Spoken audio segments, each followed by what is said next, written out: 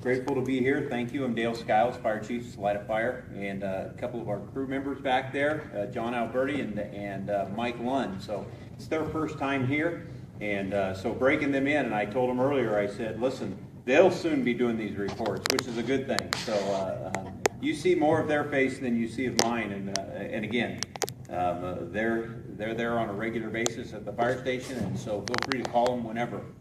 A couple of things that I just want to remind all of you that are here.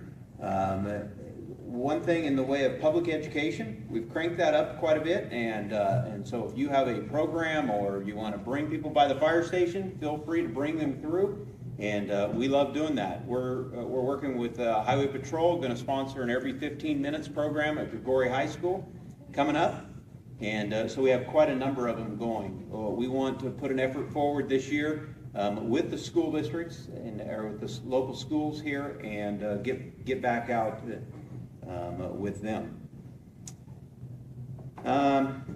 A couple of things. I looked at some averages. Our averages were blended under regional fire for a couple of years, but because we've been about 2.5 months now on our own, our averages are about 120 emergency calls per month is what we're running. It appears, and it's kind of interesting, I don't know that I can put my finger on it yet, but the number of overlapping calls that are occurring. In other words, when we're on one call and then we'll get another 911 call, the overlapping calls are kind of interesting because we may go a few hours without a call and then boom, lo and behold, there'll be overlapping calls.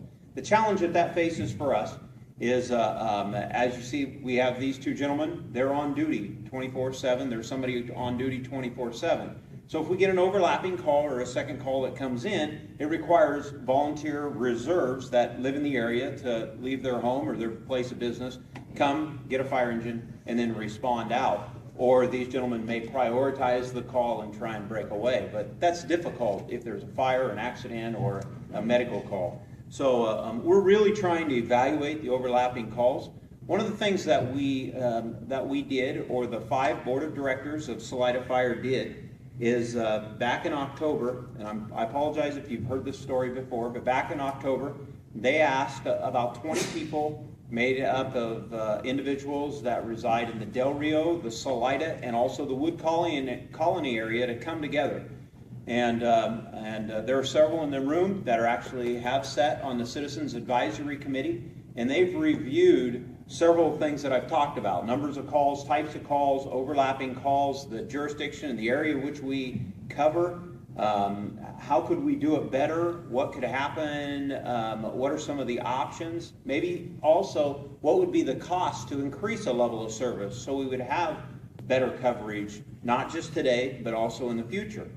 One of the things the Citizens Advisory Committee came back to the Board of Supervisors with in January was they said, we think you ought to pursue, as the Board of Directors, you ought to pursue an engineer's report study that says that truly costs out what it would be to staff a second fire engine in the district. Now, when I say the district, it's not just Salida proper, that we cover from McHenry on the east side all the way out to I'll say Faith Ranch or Mapes Ranch out on the west side. So it's kind of a long, skinny area, about 42 square miles. So again, Del Rio, Salida is kind of in the center, and then the Wood Colony area is what we cover. So that was their recommendation. The board has proceeded with some preliminary discussions and some studies. We've partnered with a company out of Sacramento to help us do that. And on April the 2nd, that's a week from this Thursday night at 7 o'clock at the fire station, the board is saying, listen, we want to do a workshop. We really want to hear from the public, not only the Citizens Advisory Committee members, but from you, the public, to say, what is it you want? What is it you want? Because the board's committed to a balanced budget. And there X number of dollars come in, and they're going to deliver services based upon the amount of funds that are available. We can't go out and produce a product or go out and make more. We can't do enough pancake breakfasts to pay for engine companies, more engine companies. So the question comes, what do the people want of Salida, Del Rio, and Wood Colony?